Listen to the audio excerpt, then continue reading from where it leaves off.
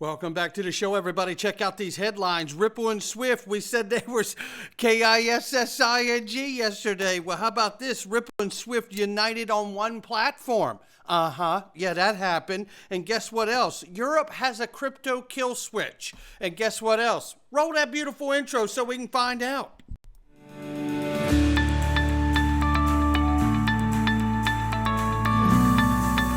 Digital Perspectives with Brad Kimes. Come on in.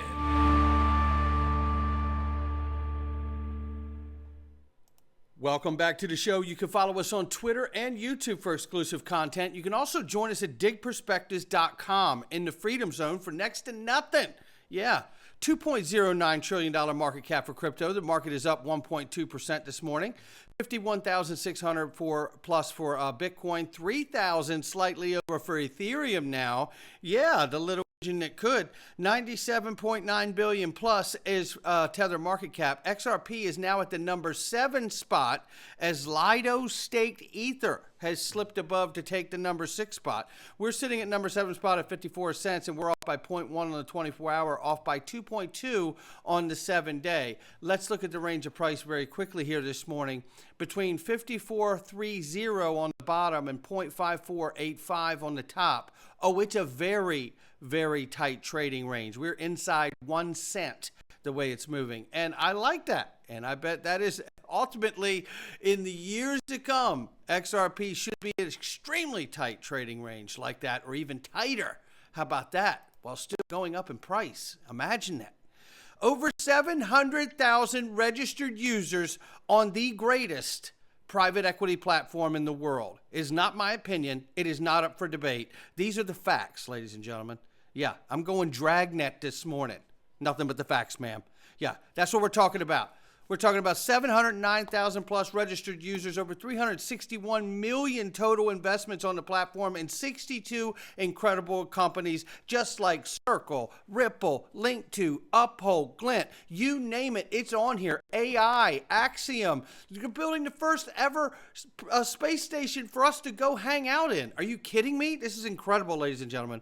Let me tell you, the opportunities are endless. And if you don't believe me, click the link to my sponsor below and find out for yourself. I believe 2024 may be an IPO season. And who knows, it may even include Link2 themselves.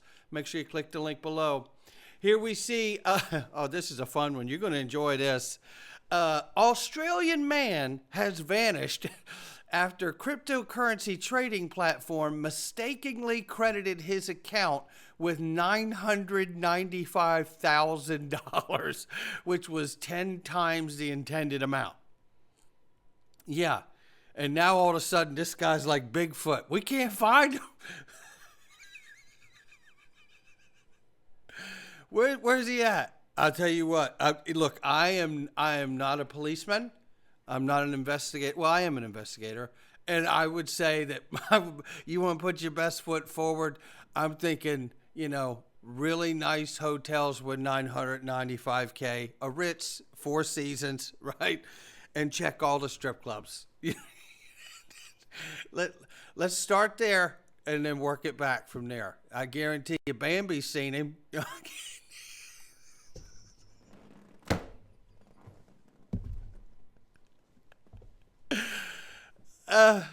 You know, we got to have fun with this stuff. What am I doing?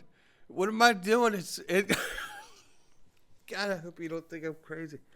If we can't laugh, what in the hell have we got? What have we got if we can't laugh? Yeah, I bet you Bambi knows where he's at with that $995K. But somebody does. The founder...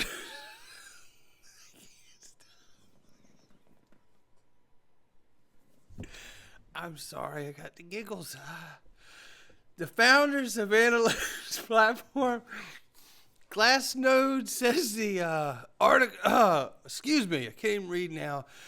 Oh, you know, quality content. That's what I bring here. Yeah. The founders of Analytics platform, Glassnode, say that altcoins are setting up to explode in a blow-off top market.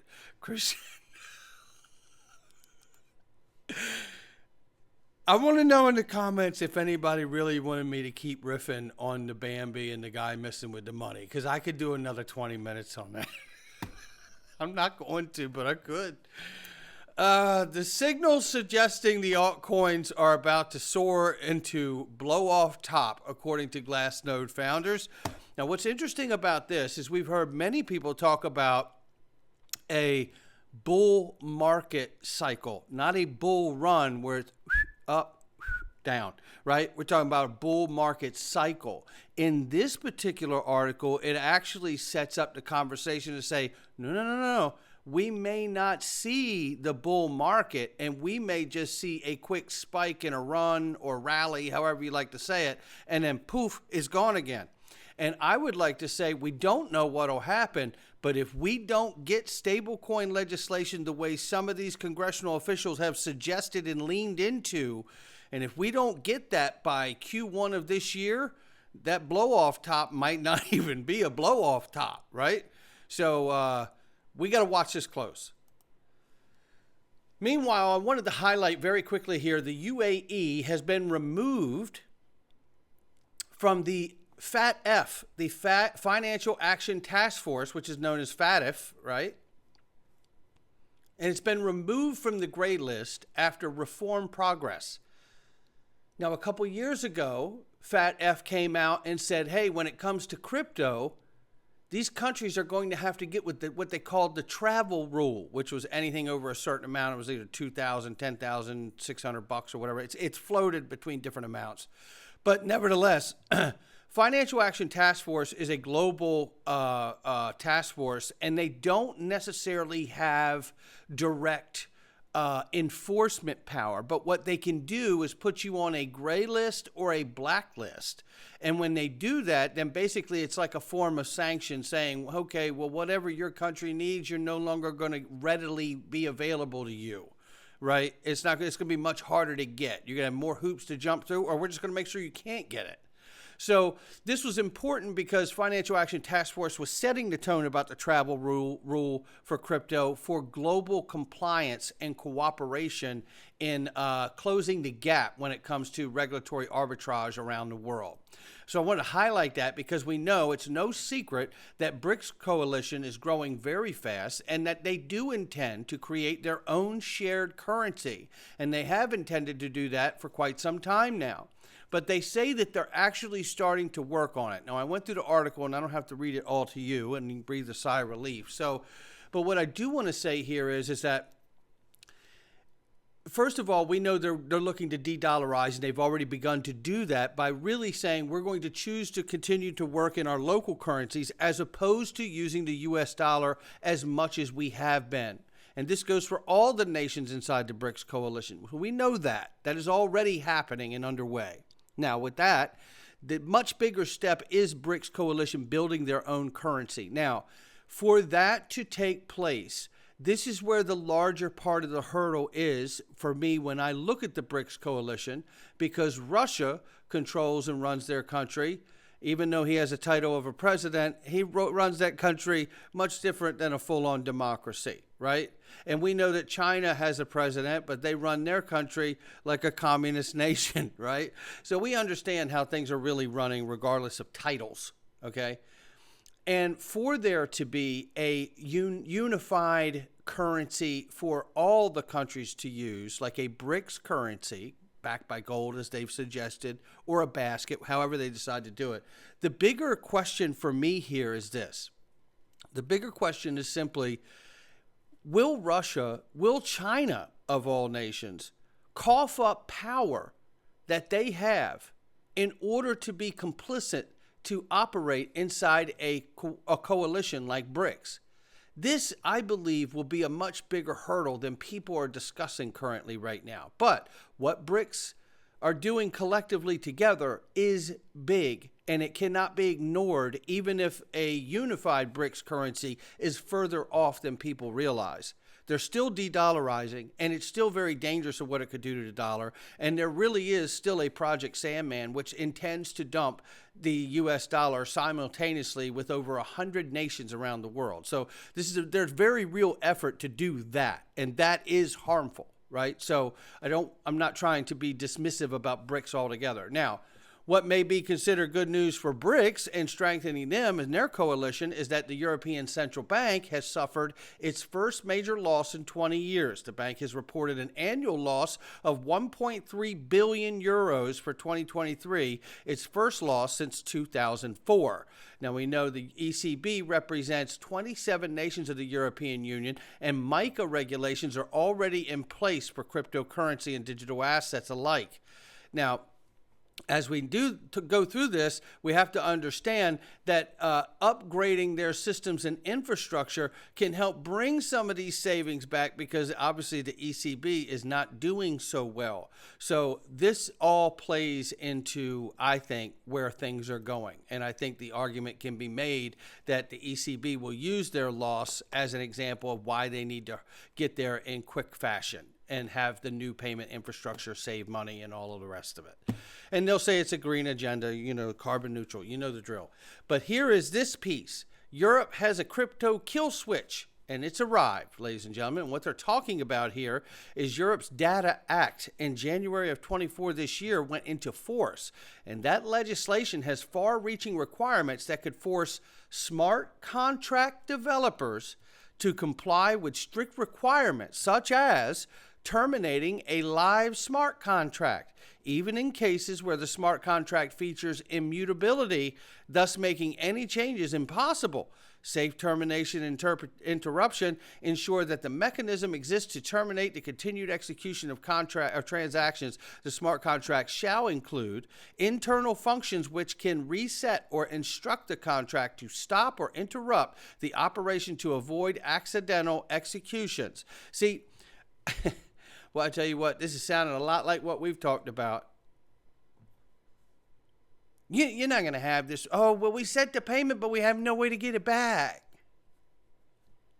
Sorry about your luck. Oh, what a pity for you. No, that ain't how this works. This is the financial system. Now, I know everybody out there in decentralized land's going, no, you can't.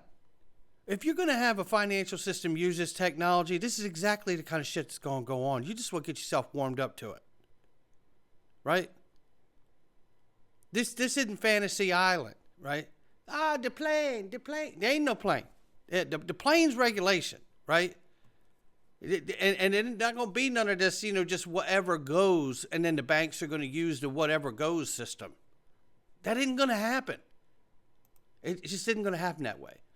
Let's level set here with what is happening from Brian Brooks. So the point that I always try and tell people is, the biggest issue that I always try and focus on is cryptocurrencies are really not about currency. And the biggest misunderstanding of this whole discussion is the belief that if crypto is not doing a great job of replacing the US dollar, then crypto is failing in its mission. And what I think we'll talk about a little bit today is the idea that most of crypto is about replacing the centralized banking system with networks that allow user control versus bank CEO control.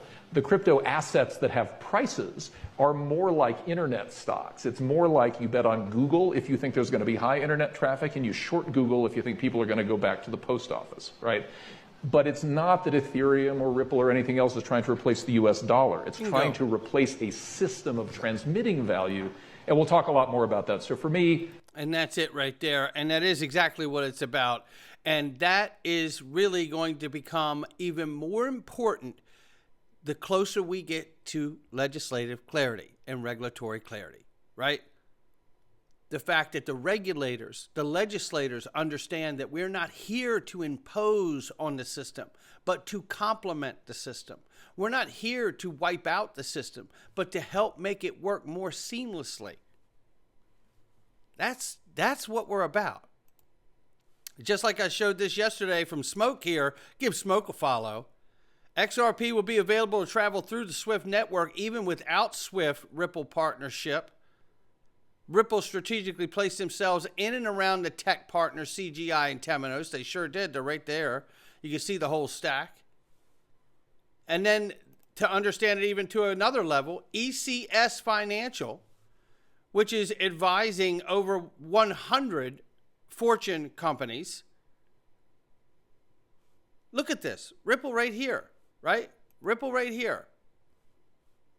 Fedwire, SEPA, CHIPS, Ripple, blockchain, Open Banks APIs, ISO 20022. It's all right here, right? So for the people that are saying we failed or this isn't going to happen, I don't, I don't know what the hell they're seeing, but I tell you what, we wouldn't be on this list if we were failing, right? I get that this has not happened in everyone else's timeline that they wanted this to happen. Okay? Yeah, I get it. I wanted somebody feeding me grapes and fanning me with palm leaves by now too, right? And it hasn't happened. I've had to adjust. But nevertheless, this is what I want to see. It's going to happen on their timeline, not ours. That's what I understand. It's what I've not liked about all of it, but I certainly understand it. And Ripple and SWIFT united on one platform. This is a reminder that Swiss Route Service has been developed by IBIS Management Association in partnership with Finastra to provide institutions with connectivity to globally trusted payment gateways. And you can see they're united on one platform right here. How much longer will all of this go once things really take off and the financial system is truly allowed to use this technology in the XRP ledger and the XRP when necessary? How long will it take for this to really graduate to an incredible place? I don't think very long, because I think once the banks are given the green light, those are the horses out of the gate that I want to see. Granted, again, I've got plans to take profits at $5, $10, $15, $25, right? But the truth of the matter is that I want to see the long haul. As a macro investor in this space, I want to see the long haul take place. And this is a part of that journey right here. And I think once we get true legislative clarity, I believe you're going to see the banks come in, which are the repositories that have all the liquidity of the world, right? The clearinghouses and you know the drill. This is when we'll see it. Right? That's when we'll see it. And it's not going to be a mistake when it happens, because I don't think the banks are going to sit on the sideline and wait and go, hey, let's wait and see what Bank of America does. No, let's wait and see what PNC does. We already know what they're doing. They are already in bed with Ripple. They're just waiting for the green light from regulatory oversight to use it. How lucky we are to understand that, isn't it? I'm going into the Freedom Zone. I hope you will come with me. Oh my, we're getting into it today. We have another situation to talk about today, which might be similar to something we saw on the west side of the United States just a few months ago. And it's danger. Danger, Will Robinson. We'll see you in the Freedom Zone. Not financial advice from me or anyone else. Come on in.